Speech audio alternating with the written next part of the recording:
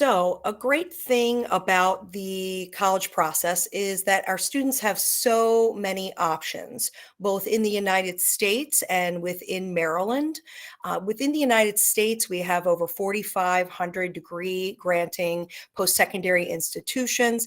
And in Maryland alone, we have 55 degree granting institutions. So many options for our students here at BCPS. We're going to be covering tonight how to create an effective list of colleges for the application process. We will also be touching on standardized testing and changes there due to COVID, the college application requirements, as far as how we use Naviance as well in BCPS for the application process. We will touch on the community college options that we have available and also a bit about financial aid. So, types of schools that we have available. We have four-year public universities such as UMD, UMBC, Salisbury, etc. These schools are publicly funded through our tax money and typically offer lower in-state tuition costs for our students. We have four-year private schools such as Stevenson and Micah and Goucher. We will touch on those benefits as well. These are schools that are usually funded privately, not through taxpayer money, but through endowments, alumni, etc. We obviously have a great system in CCBC, our community college system that we work very closely with through BCPS, as well as every county has a community college system. And then we also have trade and technical schools as well. So when we're looking at colleges, things you want to consider in the process of creating your college list.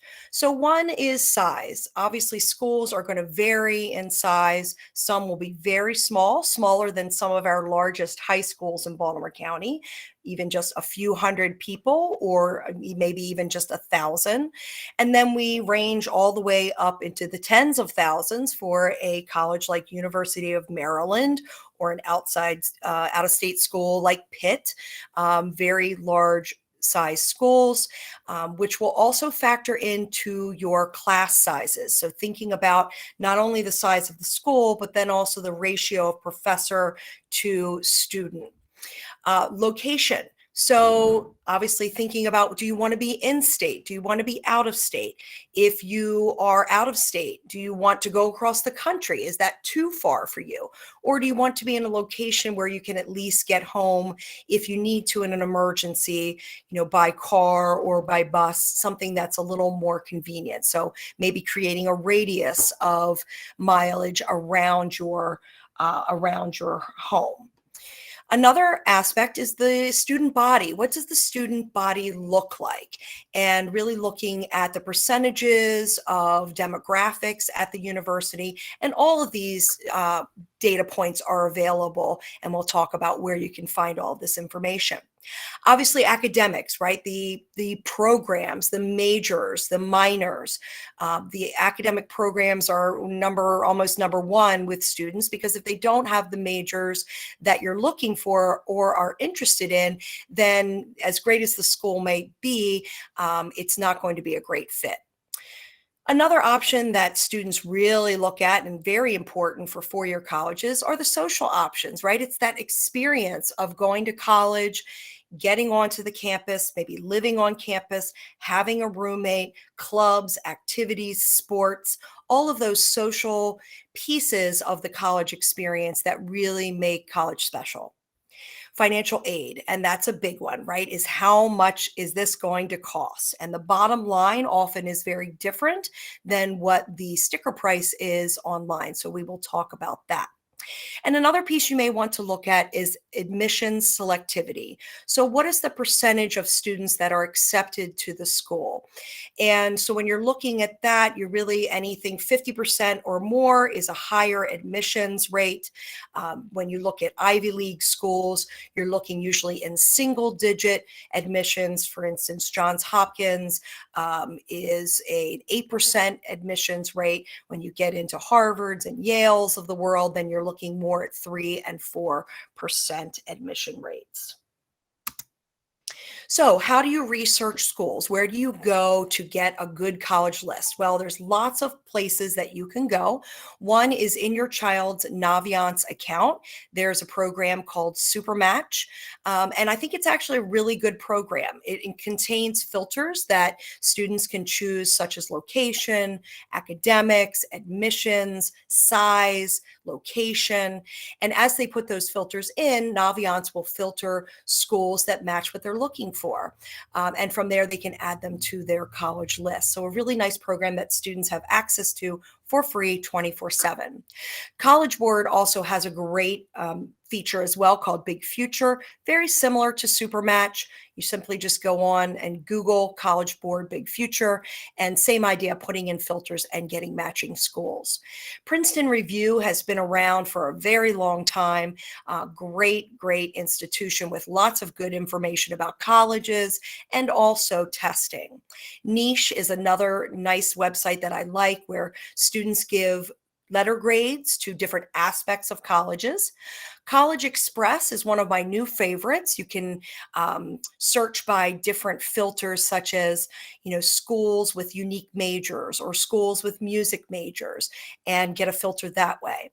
U.S. News and World Report has been out forever. That is, something that you might even get some emails about. Be wary about the rankings at times, but, it's certainly something to add into your information. Obviously, the college's website itself is a bevy of information regarding all things regarding the college, admission, activities, majors, etc. And since COVID, all colleges really have added a virtual tour feature to their schools, which is lovely. So if you're far away from a college, you can still get a chance to virtually see the college and decide whether or not that looks like a school you might want to tour more, or at least put on your list. Okay, so when we talk about those colleges, it's really important to make sure that you're actually visiting the campus and visiting the college. You want to make sure that you're scheduling an official tour and really step foot on campus. It's super important because there's a lot of students who come back and say they didn't really like the campus, they didn't like the feel for it. So it's really important to schedule that visit and really step foot and get your boots on the ground on so to speak, on that. You can also call and do, if you can't make it over to a college, say it's on the West Coast, you can always do a virtual visit as well. But I do recommend that if it's a school that you are highly interested in, to please make sure that you get on campus at some point in time, maybe before accepting that admissions. Go online and schedule or call and talk to those admissions reps. If you can't actually visit the college, I do recommend that you talk to the admissions office. Talk to them personally, schedule a virtual appointment with them one-on-one to talk to them. So that way you are getting a feel for the campus. There are some apps out there and some websites that actually offer for students to talk to students and connect with them that are on campus. So I highly recommend things like that. Zme is one of the apps that is out there for that. If you don't have an appointment and you just happen to be on vacation and driving by a school, stop in to the admissions office. Maybe they'll give you some more info, but maybe they'll have time to give you a tour on that one. So I think that's really important. Make sure you're taking notes and noting what exactly you like on each of those college campuses. In addition to the visits on campus, we actually at each of the high schools have college reps coming to the high schools. Students can sign up for those in Naviance. It's a really great way to ask those questions that you want to ask for the reps. And it shows that demonstrated interest for a student. So the demonstrated interest is, how likely are you to go to that school? You're showing that interest, you're asking those questions, getting your name out there. If they offer you a seat, how likely are you to accept? And those college reps actually do remember the students when they are in those high school visits. Each high school is different, again, as Ms. Campbell said in the very beginning. So just make sure you're checking with your individual high school as to when those visits are set up. They could be virtual, they could be in person, it all just depends. But please make sure that you're taking advantage of that. And I always recommend, there's plenty of schools on there that do not necessarily fit in the interest of the students. Maybe it's a school you've never heard of. I still recommend going to those and signing up for those, simply because what better way to get comfortable talking to a rep and getting over that nervousness a little bit, building that confidence, than talking to somebody that you will probably never see again.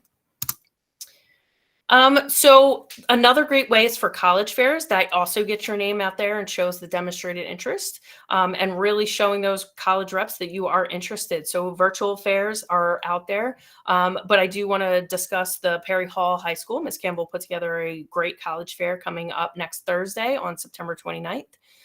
It is at Perry Hall High School. It is for high school students, and there's actually over 65 colleges signed up currently. I will note that also the day before that, Calvert Hall also has a college fair around the same time on September 28th. And they typically have about 100 to 150 colleges. So if you are interested in those, please check those out. And any high school student is welcome to attend. And you want to make sure that you're asking those really good questions. Make sure that what do students do for fun? There's certainly many campuses out there where it's a really great school, but there's nothing to do around the campus. Maybe there's different clubs and activities that may not be advertised. What are some things that students like to do for fun on campus? This is a really great suggestion. Where do freshmen live? Not all freshmen live on campus.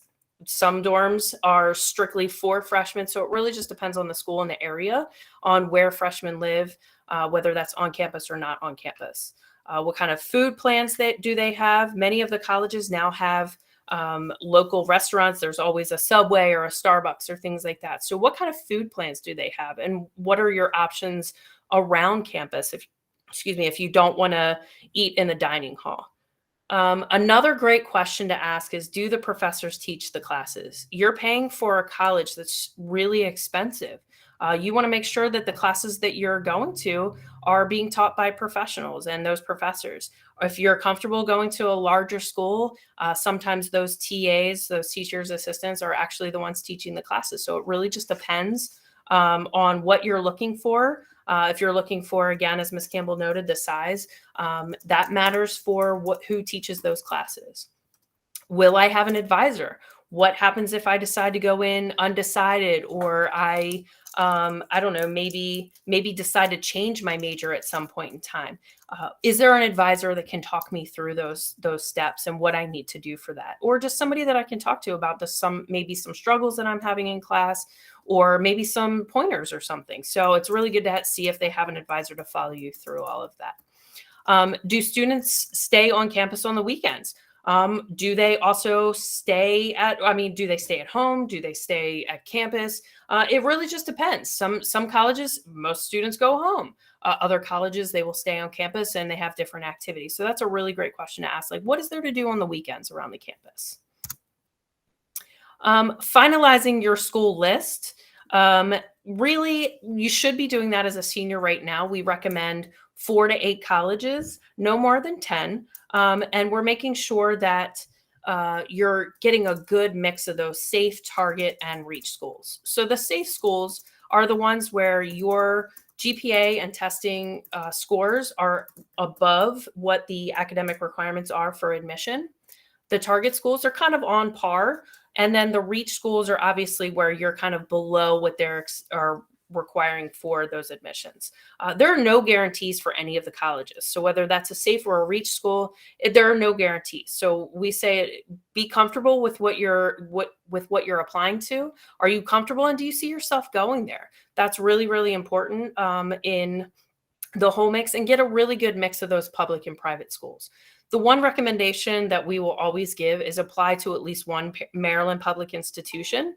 And that is because we all know that there are things that change in the climate, whether that's in society with COVID or whether that's within your family. Things can change, and you want to make sure that you have a fallback plan in case you need to stay close to home. You've already applied to that Maryland school, you've been accepted, and you've been offered maybe that financial aid package. So that's going to be really important to make sure that you do that. The Maryland public systems are like University of Maryland College Park, UMBC, those are good examples.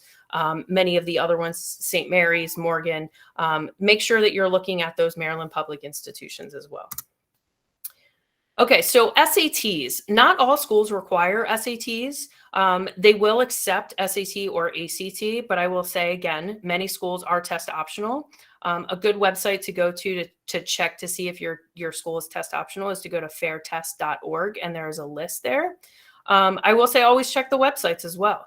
Test optional does not mean test blind. So test blind means that you send them, they're not going to look at them regardless of whether you send them or not. Test optional, if you send those scores, they will look at those scores. Depending on the school, as we don't know all admission requirements for every single school out there, but I will say for some schools, it's not going to hurt. But for other schools, it might. So really check those websites and talk to those admissions reps, like, and just say, I have such and such a score. Would you recommend submitting this or not? They'll be honest with you. They'll be very transparent. And then you can decide from that point on.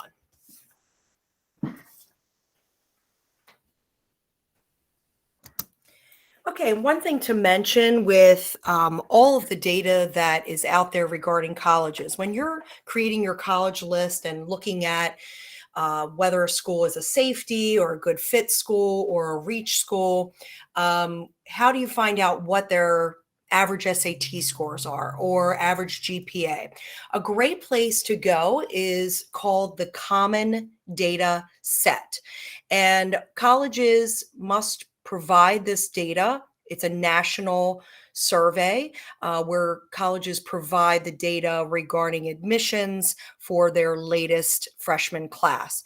It's going to be more data than you ever wanted from the college, but this is really where you can find the averages, again, for testing, for GPA, also the amount of financial aid that's typically given to students, including Pell Grants and merit-based aid. Also, there's always a great little chart in the CDS that will give you information regarding the college and what they're looking for. So most colleges all consider transcripts or the grades one of the most important, very important pieces of the application. But then after that, they may vary on what they consider important. So some schools may require an interview, some schools do not. Some schools may want letters of recommendation, some may not. But you can find this information out by simply Googling the name of the school.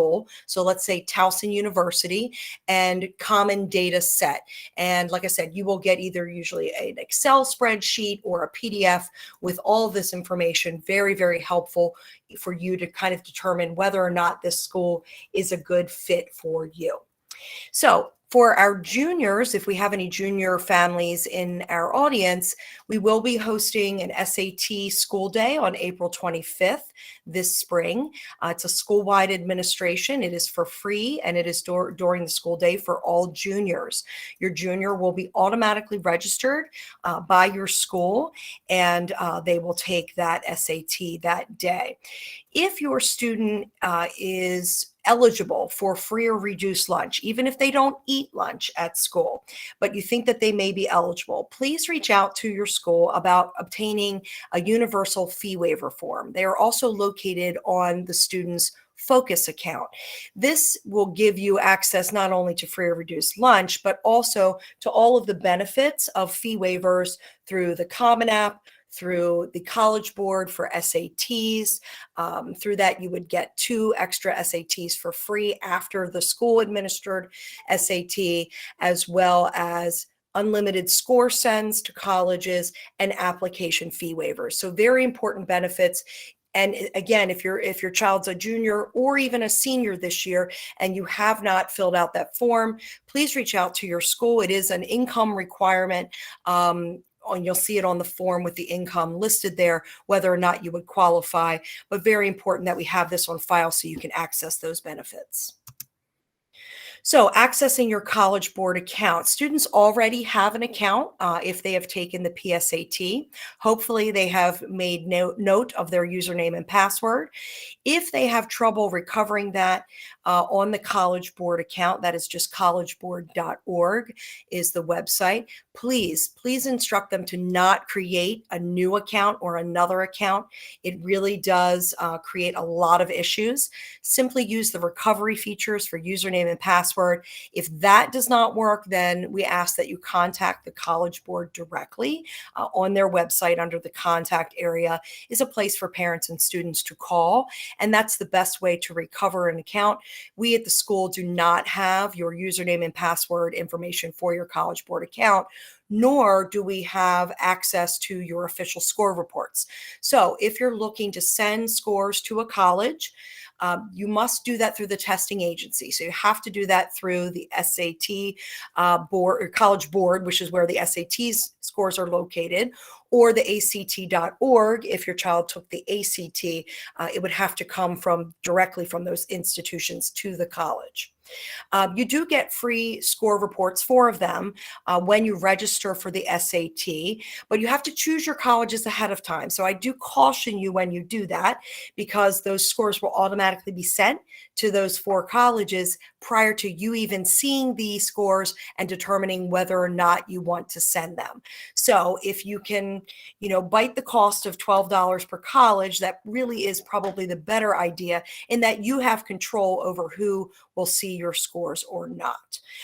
If you are a junior student, once you take the PSATs, you can also link your College Board account with Khan Academy to practice for the SAT.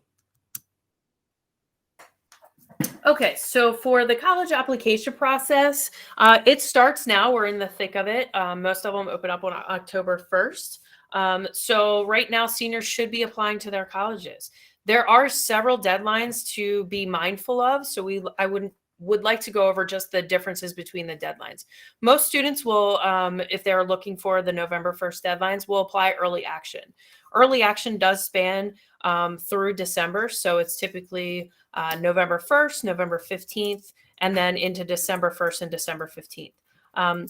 There is a decision between early action and early decision. So I do not recommend that students apply early decision. It is a binding decision. So when they submit that application, they're only allowed to apply to one college early decision. They have to rescind all of their other applications if they are accepted, and they typically have to go to that school. There's a contract that is signed with that school, and there's a contract also signed with the high school counselor, and parents have to have a meeting with the counselor to understand the gravity of that decision. It is regardless of financial aid. So financial aid packages typically do not come out until later in the year, January, February also. So you would get accepted well before that decision deadline, or well before the financial aid, comes out, and you will still have to go regardless of what that financial aid package looks like. It is possible to get out of, but they make it very difficult. With early action, you can apply to as many schools as you would like, and then you have that until May 1st on decision day to make that decision. If a senior is not ready to make those college decisions or fill out that application, there is always regular decision, which opens up or the deadlines are January and February. And then there's also rolling admissions. Maybe a senior just hasn't decided to go to college, and maybe later in the year they decide that they want to go. There are rolling decisions as well. You submit the application, and then the school will look at that within a couple of weeks. We don't recommend that you wait for rolling decision. So even if that is the deadline that you're looking at, we recommend that you apply when you are ready. There are several different application types. Typically, the one application that most students use is the common application. There are over 1,000 applications on that, or 1,000 colleges, that use that application. It is the one that we recommend. It's the easiest. You're filling out one application, you're doing one main essay for the colleges, and you're submitting that. You're still paying the fees, but it just cuts down on the work. It's only one application. There is the coalition application as well. That's about 150 schools. And those typically are for the really selective schools and the Ivy League schools. However, if you see the colleges on Common App, we recommend using that. If you do not see the college on Common Application, we recommend checking the coalition app or the college's website. Typically, colleges like Morgan and North Carolina A&T, for example, you have to apply directly through their website, and they're not on either of those applications. There is also the Common Black application. So students who are interested in only HBCUs, for example, will fill this out. You select the top 4 colleges that you are interested in, but all HBCUs, all 67, are able to access your application. So if you are interested in another one, you can just call that school and say, could you please look up my information on the Common Black app? Once you receive that, or once you submit that application, you should receive an email verification and instructions. Set up a dedicated college email. Make sure that it's for college and financial aid only. It really just helps streamline the process and keep you organized. Many of the colleges will submit acceptance letters and financial aid packages through the emails. So you want to make sure that you're checking those often, and it's really dedicated and professional for that. So there's students who may miss an email that's really important. So we want to advise that you just check that as often as possible. Naviance is another way, as we've noted before, is a great tool for college. However, we will note that Naviance is extremely important, just like Common App is. So whatever is done in Common App must also be done in Naviance. So when you're adding colleges to the Common App, you're also adding those colleges that you're applying to through Naviance. It's the way for us to know who we're sending your information to. You do have to request transcripts and letters of recommendation, counselor recommendations through Naviance. And you're indicating what deadline you would like to apply for. So that way we know when we need to get all of that information in for you. You're also indicating whether you're applying via the Common App or whether it's directly to the institution.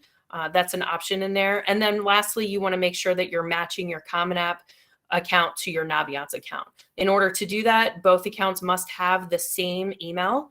So please make sure that your Naviance account actually is updated with your correct email address. To use Naviance, students will log on to that website, naviance.com, and they will sign on using Clever. They'll pull up their school within the search bar, and they'll log in using Clever. The students have to be logged in through their BCPS Google account and their credentials in order to access Naviance, but that is the easiest way. Parents also have access to that. It will link to their child's Naviance account, so you can essentially do most of the things in the Naviance account as well as your students, so you can add colleges as well. You just can't request letters of recommendation and transcripts. If you are interested in a parent account, please email your child's counselor for the code, and realize that it might just be an email that comes through to you. So just be aware, and we can certainly activate those for you. Just reach out to any of either the college counselor or the assigned counselor for your student at that school. Documents are automatically sent when they're requested through Naviance, but the only way that we can actually send these documents to the colleges through Naviance is to have the BCPS consent for release of records form. It has to be filled out. The top portion is filled out by the student. It's demographic information. And then it's only one form that needs to be filled out. It counts for all of the colleges. A parent signs that at the bottom, and it gets turned into the counseling office. That is our way of knowing that we can send all of that information.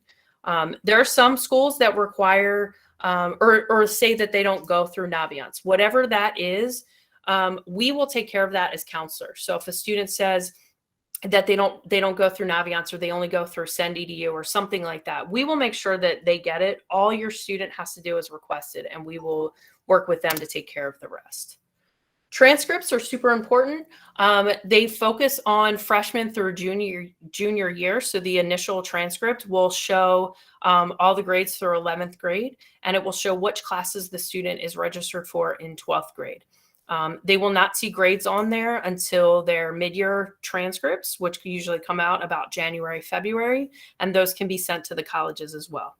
Colleges will look at not only the rigor. Are you taking more challenging classes? Are they progressing from honors to AP classes? Are you adding in maybe some college courses in there at CCBC for dual enrollment? But they will also look at your grade point average and your class rank. So weighted or unweighted, depending on, it's up to the student on what they want to report, but the colleges will see both the unweighted and weighted rank on that. Recommendation letters. Think about who you want to ask. We always recommend at least 2 teachers. Many of the colleges will take up to 2 letters of recommendation. Some colleges will not take any, so it really just depends on what the student wants to apply, what colleges they want to apply to. Naviance is really good about indicating to the student how many recommendation letters the schools will accept.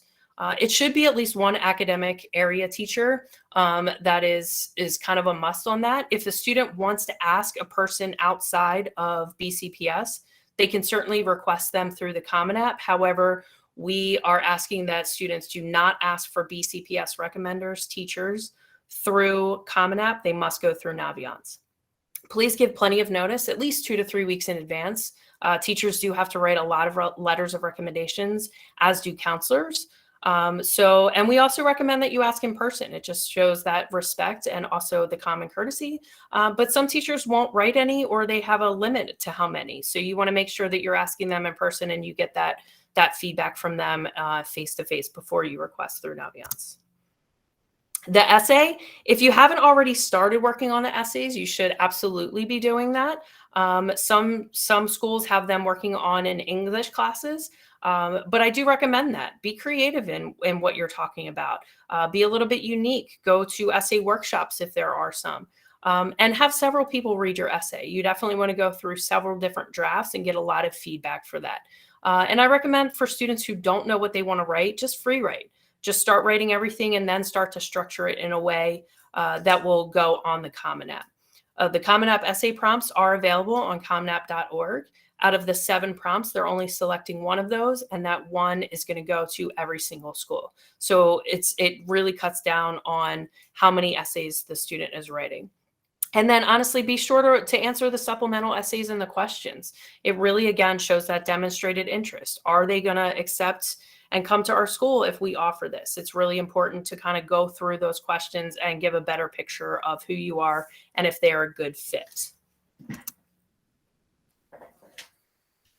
So for students who are considering athletics in college, one of the first steps to do is registering with the NCAA. So if a student is thinking about Division I and Division II sports, those divisions are the only ones that would offer scholarship money. And to do so, you must register through the NCAA, and the website is there on the screen. It does take quite a bit to register. It's not a very quick process. There's quite a bit to it, and it does cost money to register. However, if you, again, have that universal fee waiver benefit form in, you do get that fee waived.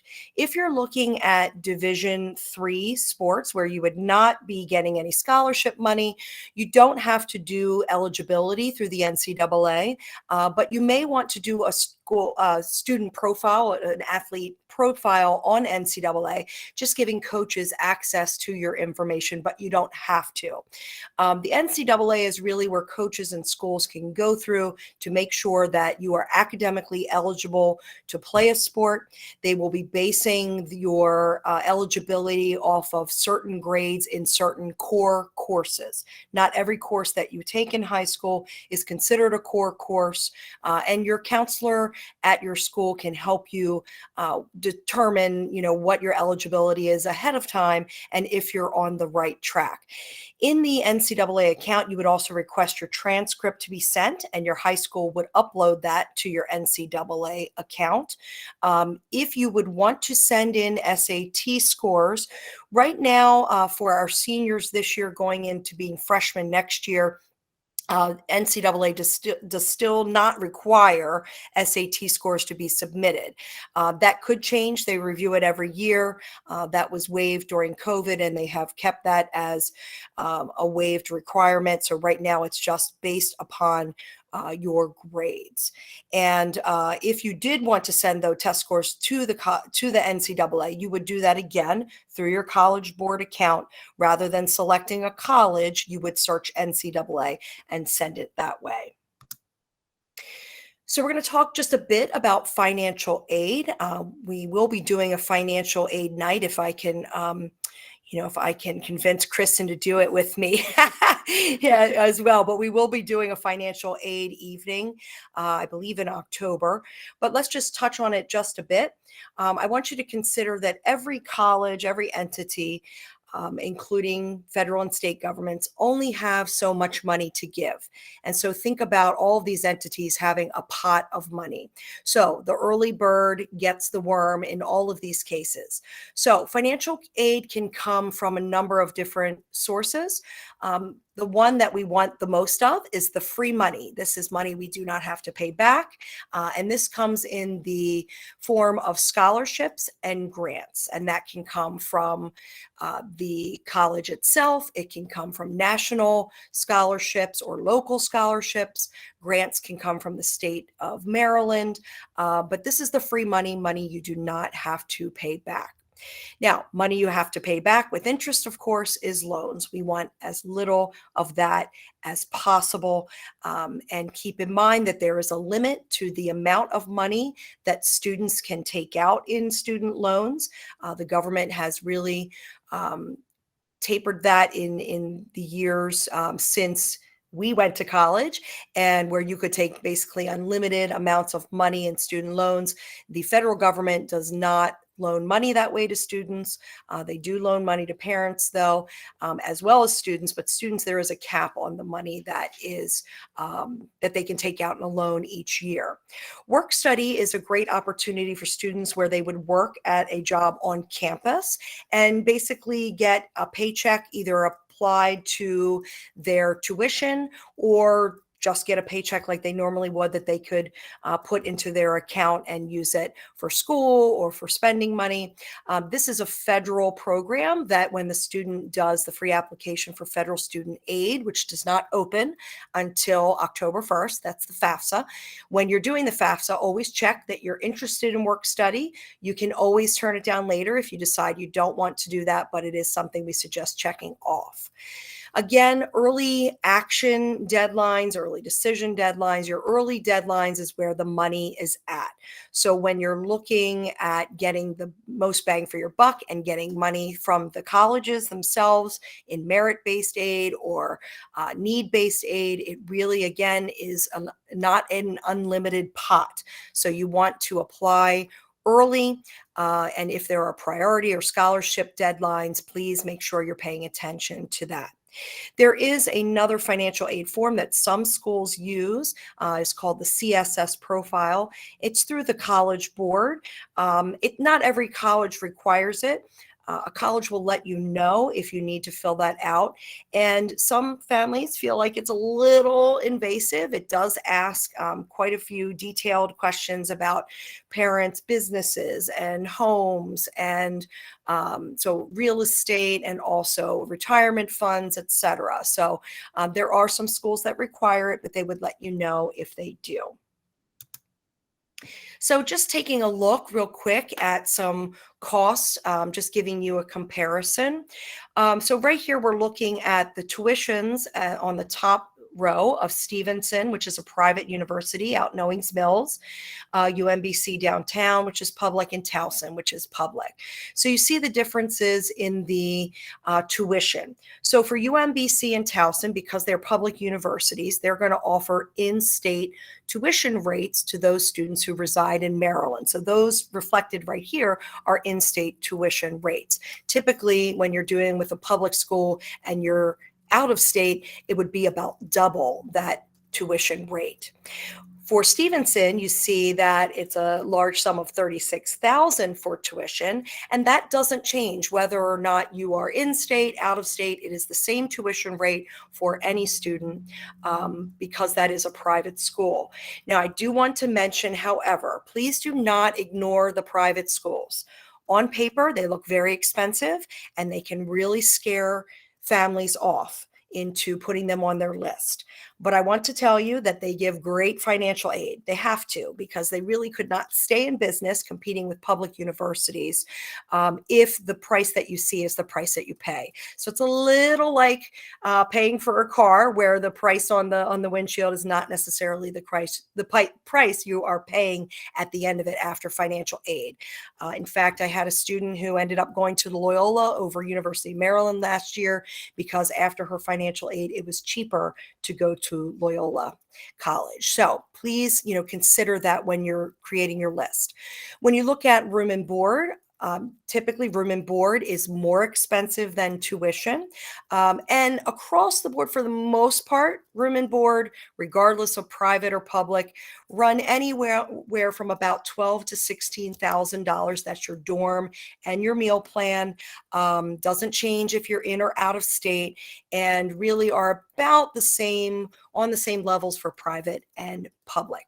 If you're looking to save some money and you can commute to school to a college that's nearby, that's a great way, where you're not necessarily paying for room and board, and you can save some money there.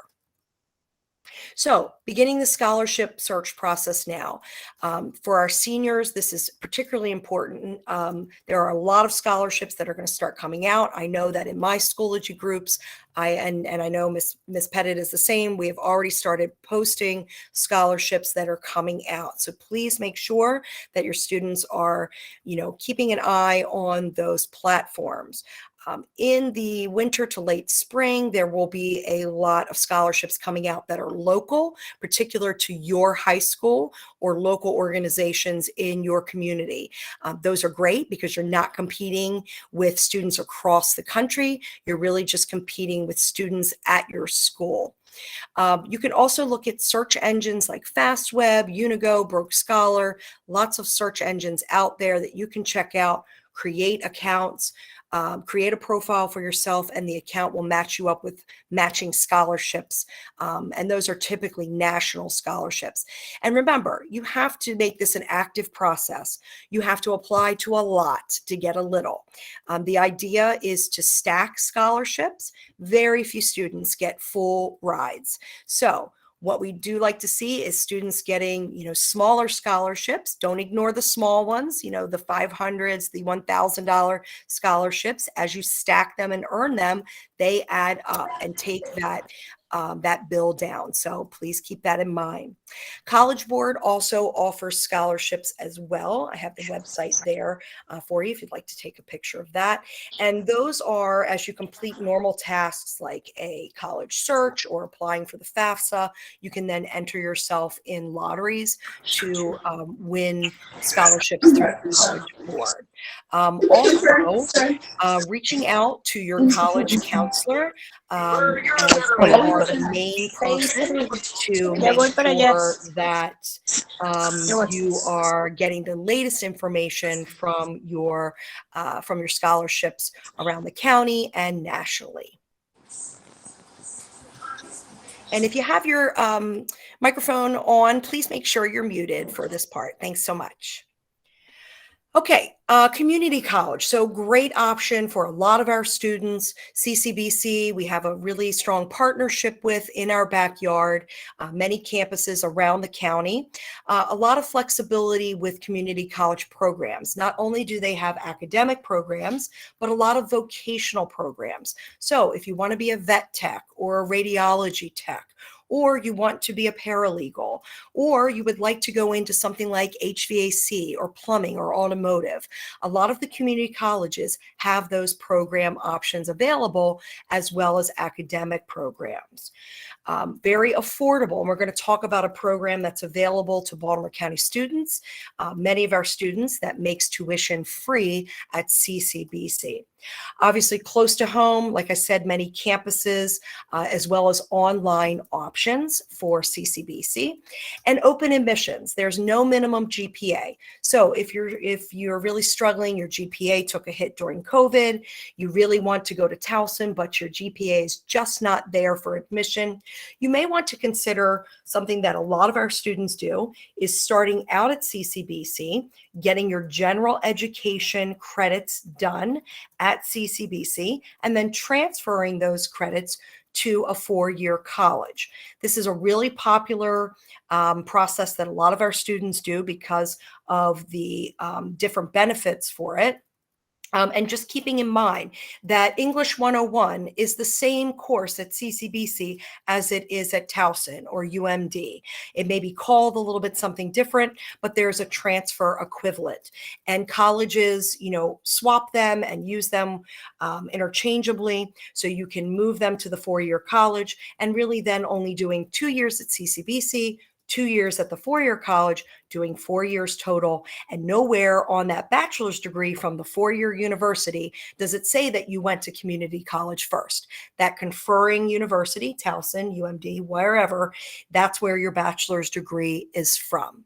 Also, you do not need any type of certain score on SATs or ACTs. You can use them for placement if you have them.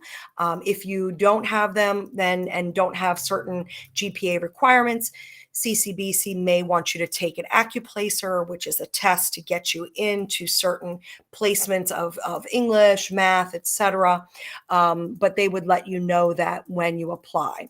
One of the things I just want to mention is a lot of students right now, because this is the 4-year college application time, if they're unsure whether 4-year college or community college, I say do both. Go ahead and apply to the 4-year colleges now, see if you get in, then see about your financial aid. You'll have plenty of time to decide whether or not you're going to go or want to go to that 4-year college. May 1st is the national decision deadline for all 4-year colleges. So you have until May 1st to let a college know whether you're coming or not.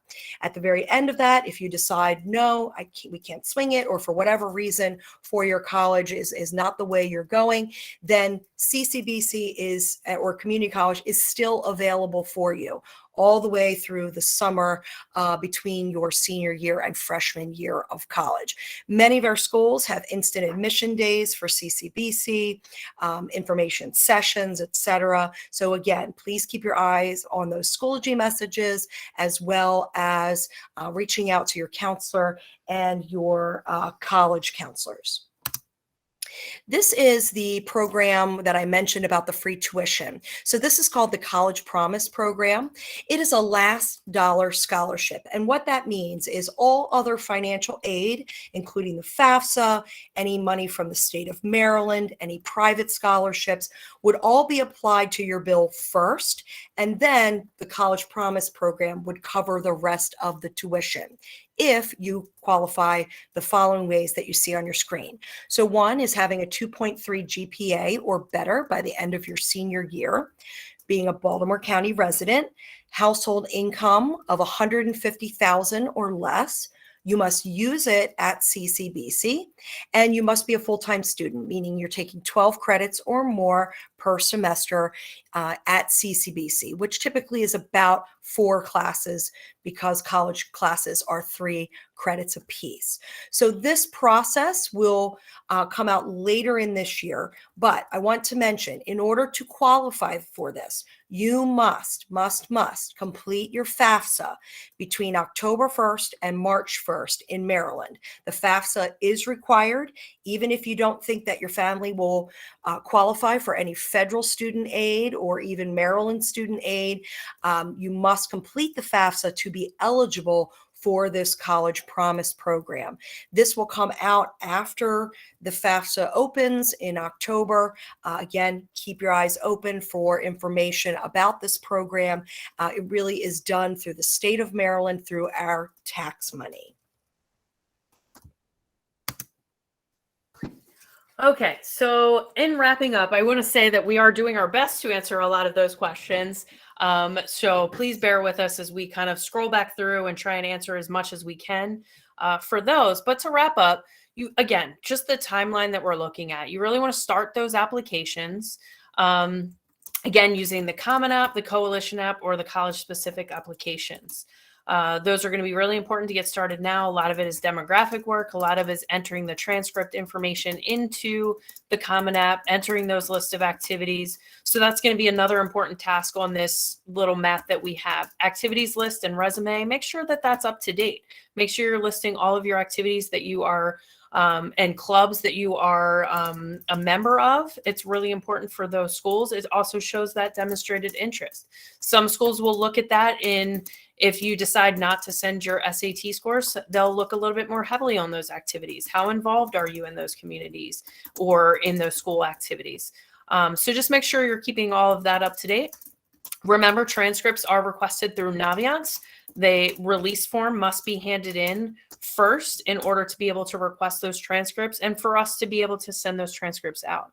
Those letters of recommendation also are requested through Naviance. Again, your counselor does not have to be a recommender for some schools. Again, as you might have noticed in the chat, some schools, for example, at Carver Center, all of our counselors will write a recommendation letter for all of our seniors, regardless of if they ask for one or not. It's just an automatic, but some schools don't do that. So it's very school specific. You don't necessarily have to have that counselor letter, but make sure you're asking teachers that you're comfortable with. Sending scores through College Board, that is the responsibility of the student.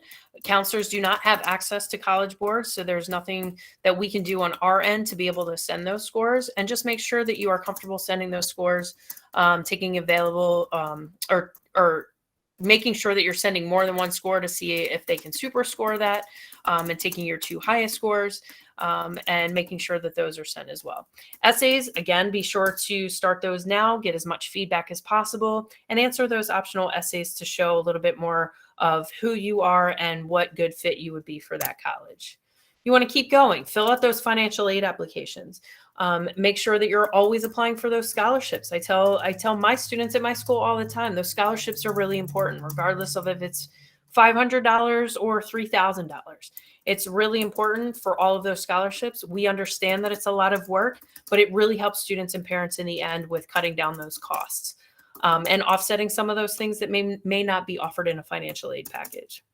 Staying on top of your deadlines. If you know that you have a November 1st deadline, please do not wait until the last minute. Make sure you're requesting those transcripts and requesting those letters of recommendation in plenty of time, not the day before the application is due. Just staying on top of what you need to do and keep a sort of organized thing going on there for yourself, because it can be very stressful. We understand it's a very stressful time. I do want to note again, I don't know if we mentioned this or not because it's been quite a lot of information, but I will note, make sure that the students are actually the ones reaching out and talking. It's not the parents' responsibility to call on the student's behalf. Those college admissions reps will consistently say they would much rather hear from a student, whether that's an admissions question, a financial aid question. They're going to remember who those students are rather than talking to a parent. Those essays, parents don't write your child's essay. The college, the reps will know who wrote those. So definitely don't do that one. But yeah, just make sure that the student is getting really comfortable with talking and building that confidence and asking those questions. Again, create a college email. It's dedicated to college email and financial aid and things. Make sure you check it often. There's a lot of important information, some of it not so much, but a lot of important information that comes through. So make sure you're checking that often. And lastly, we want to note that you don't have to finish everything in one sitting. You can absolutely work through the Common App at your own pace. Take the time to make sure that everything looks good because you can only submit it once. So make sure you're just staying on top of those things and staying organized. If you're really stressed out about it, break it down. Maybe fill out one section a day or something. Don't stress yourself out. All of the counselors are here for you every step of the way. I know Stephanie and I are really good with our students and making sure that we're available to help calm those anxieties and those stresses a little bit. So we hope that we can do that for students and parents alike. And lastly, don't wait for your letters and transcripts. If you're finished your application right now or the beginning of October, submit that application. Leave it up to your counselors and trust that we will send your letters and transcripts by that deadline date that you have requested in Naviance. We'll make sure that all the materials are sent. It doesn't matter when they are received, in what order, but we will make sure that everything is there. So don't wait to send your application waiting for us to do something. And then lastly, on that one for the application, you can also submit your FAFSA on, again, it opens October 1st. Please don't fill it out before that, but you can submit your FAFSA before you finish your application. If you decide not to apply to that school, that's okay. They won't look up your information. So just keep that in the back of your mind. Again, we are doing our best to answer all of your questions in the chat. We're kind of going to transition right now to looking at the chat, but then also open it up to questions as well. Okay, so I tried to keep up with, let us get through here. I'm going to exit this slide. Okay. I'll stop presenting. Okay. I think I caught up till Akriti. Hi, Akriti. Do you use the same college email for the College Board email too?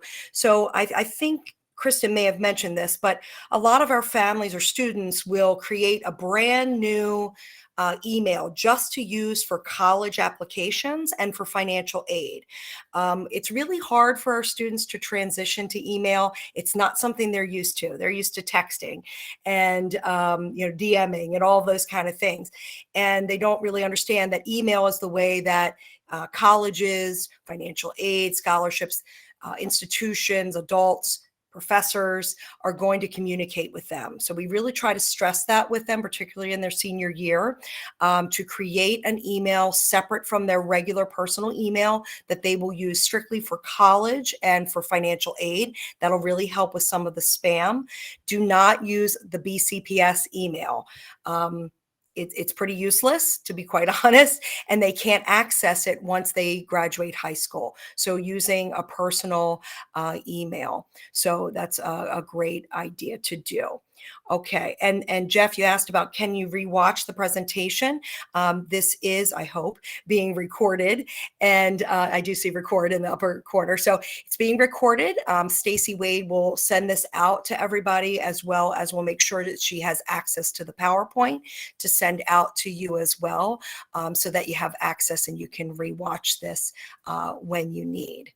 Hopefully, I feel like we've answered most of the questions here. If there's anything else, please feel free to unmute yourself and ask, or drop it in the chat. Great questions, by the way, and we really appreciate your time tonight, and hope this was beneficial for you. Sean, does BCPS offer Naviance training? Boy, I wish they did, because Naviance challenges us on a daily basis as counselors too. So not really. It is fairly user-friendly once on the parent and student side. We do help the students through the Naviance process. They start using it in middle school in BCPS. So they really get very familiar with it in their senior year. And we walk them through how to use it for the college applications as well. Okay. Sean, did you have another question? I see that your hand was raised. I did, and Stephanie, thank you for going through the information. The question was on Naviance. When I was looking at the data for my son's school, it has a category called scatter plot.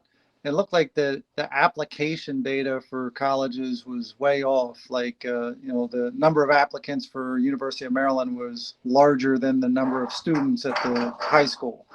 Is that data in any way reliable, or does it get updated, or do I talk to the school to get a better picture? So you can take when you look at it, it should give you a date range, because I know exactly what you're talking about. In that scattergram, it's really hard to decipher. You can zoom in a little bit, which helps a bit, but you're right. We have so many students who apply to University of Maryland. So you see so many green checks and X's, red X's, and it can be quite overwhelming to see. What I would always look at is where the graphs intersect, as far as the QPA on the left and the bottom is the SAT score. And there should be a data line that comes together at a right angle. Check out where that meets. That's going to still give you the average SAT and QPA for the school. Again, though, feel free always to reach out to your counselor. And again, that common data set, if you Google University of Maryland common data set, set, that will at least give you more of indication, not for your high school, but at least the freshman class. And so between those two, it should give you a good sense of where you're at. Thank you. You're welcome. Okay, any other questions at all? Someone said, can I start this process while my son is in 11th grade? Yeah, and Kristen said it correctly. Gathering information. This is the time to do it. Obviously, having them focus on their grades. This is their last chance to get their GPA and QPA where they need it to be, because remember, that transcript only has final grades up through 11th grade. That's what the GPA, QPA, and ranking is based on. So this year is so important as far as grades are concerned. So that's number one. But also going to college fairs, going to college visits, starting to gather that information, also doing some scholarship searches. It's not too early to apply. There's not as many scholarships for juniors as there are seniors, but they are out there. So doing some of those searches, this is a good time, 11th grade. And I love, not right now, don't 11th graders, don't come down to your college counselors right now. We're inundated with helping the seniors apply. But after November 1st, make appointments with your counselors to come down, talk about what you're thinking about for college. We can help you create a list and give you some ideas. And we'll work with you, particularly in the spring through your classes, to do that. Okay. Great. You're welcome.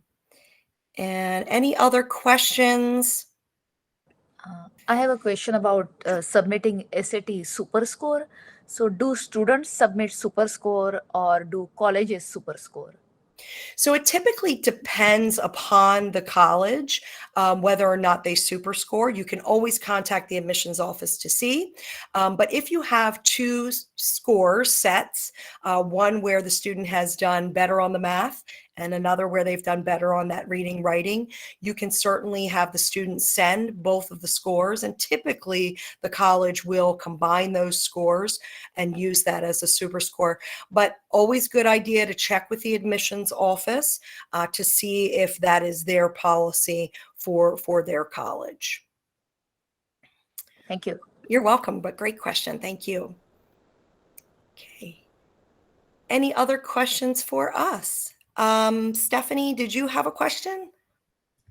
I do. I think I'm really confused about the FAFSA. I've been getting all these messages to fill it out. I filled it out 2 weeks ago. It asked for the right term when you would be going. We put in all of our colleges and said that they would be sending all the information to the colleges. And now it says October 1. Right. So what I would do is wait till October 1st. Go ahead back in. One of the things that's confusing is that you will be filling out the 23-24 FAFSA. And some families will get a little confused because 22-23 is still up there. And a lot of times you'll see that as an option as well. But that is not the FAFSA that you're using. You're using the FAFSA for if your child's a senior. You're using the 23-24 FAFSA because that is the year that they will be a freshman in college. You will use, and Kristen, make sure I'm saying this correctly, you'll be using the 2021 tax information from your household. So the prior year to 2023. So yeah, just double check on that because the FAFSA doesn't really officially open until October 1st. So you really can't submit anything. So just go back and double check those dates and make sure, but certainly reach out. FAFSA does have a helpline and a chat feature. So you can always, click on those. And at this point in time, before October 1st, they probably will answer. So you can certainly reach out to them if you need help with it or your college counselor as well. Okay, thank you. You're welcome. I know it is a lot and confusing. Sean, did you have another question?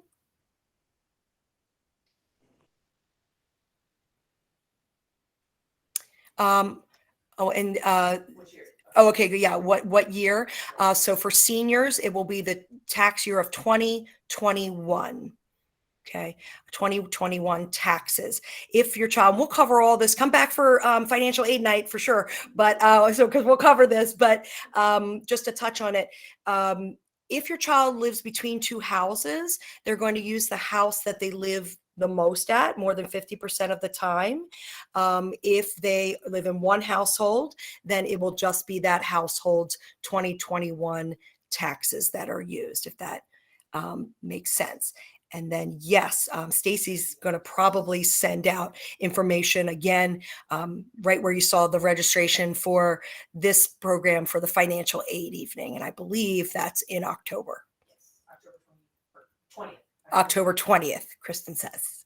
And that's what I follow because I'm not good with dates. Okay. So let them know I'm muted because we're in the same room. Yeah, we are in the same room and she's muted. That's why, because we don't want the echo. So, and when you apply for the FAFSA, what do you do if you haven't applied to any schools yet? Great question, Lance. So you can go ahead as of October 1st and fill out the FAFSA and submit it. When you decide which schools you're going to be applying to, you can go back into the FAFSA and add up to 10 schools at a time onto the FAFSA and then resubmit at the end. So even if you think that there's schools that you may apply to, even if you don't end up applying to those schools, it's okay to put them on the FAFSA. Schools just won't do anything with it if you don't end up applying there. So if you have, a list of 10 maybes, 5 that of those are definite, go ahead and put all the schools on. There's no problem with that.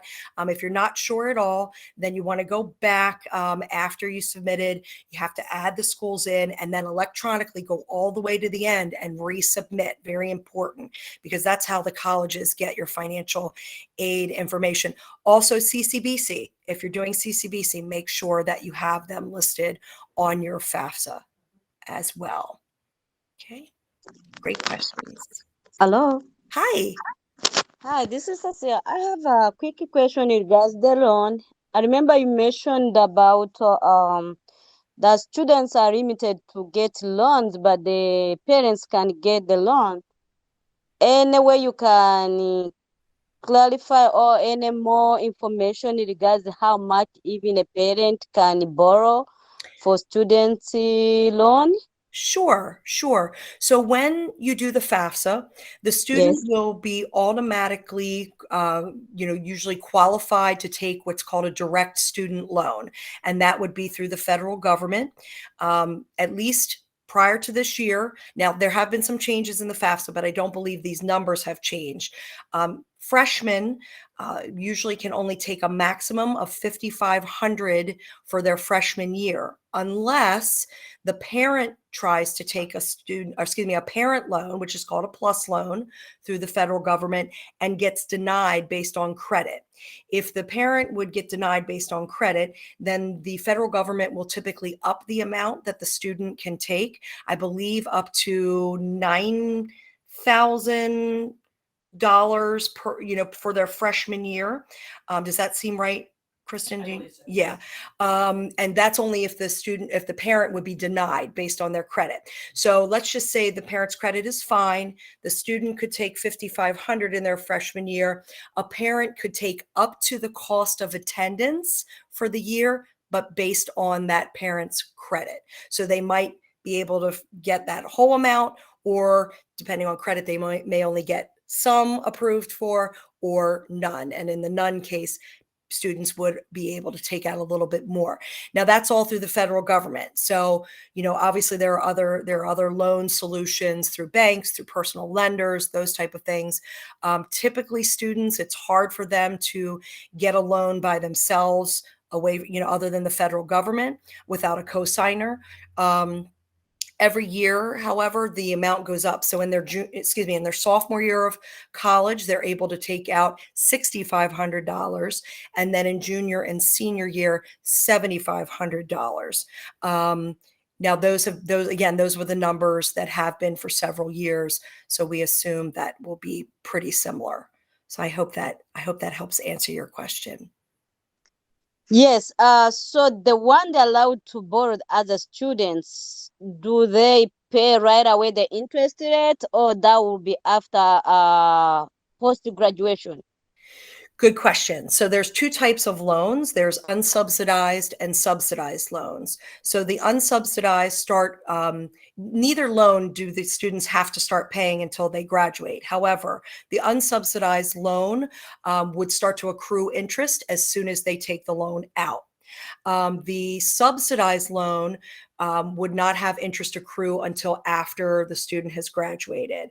So there's a certain portion that's for each. If your student is, and you'll see in the financial aid package of the college, they should put loans in there. Now, be very wary about that. We'll talk about this at the information night for the financial aid, but be very careful because oftentimes financial aid offices of colleges will just throw in loans as if assuming that the student is taking them. And so be very careful, make sure you're really reading the fine print. You certainly do not have to take loans, and a student does not have to take the entire amount of $5,500. They could take a portion of that. And if they're taking a portion, we would recommend taking the subsidized portion because that interest is going to be accrued after they graduate. So again, you really have to be careful. Always contact the Office of Financial Aid at the college if you're not sure about something.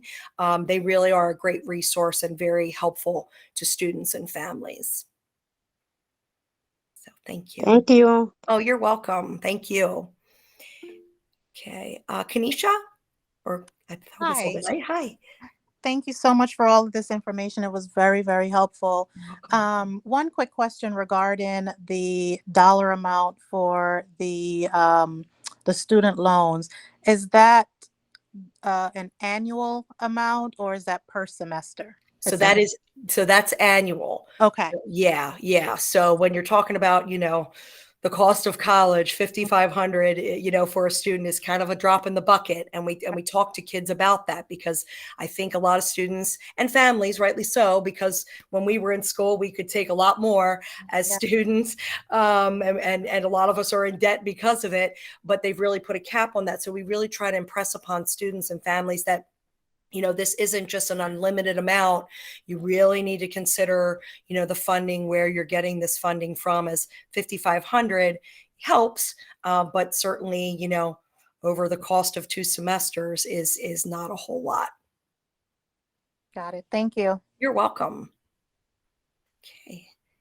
Any other questions for us?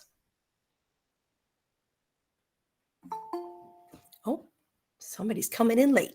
Okay. All right. Well, thank you all so much. Your questions were awesome. We hope that this was really helpful for you. We look forward to seeing you at the financial aid evening in October.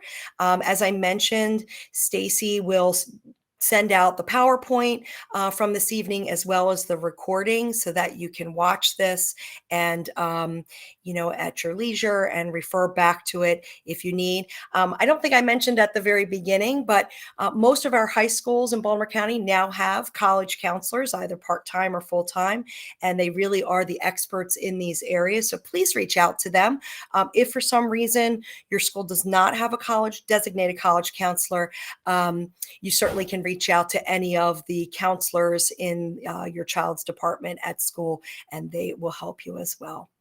Thank you all so much. Have a wonderful evening. Stay safe, and we'll see you soon. Bye.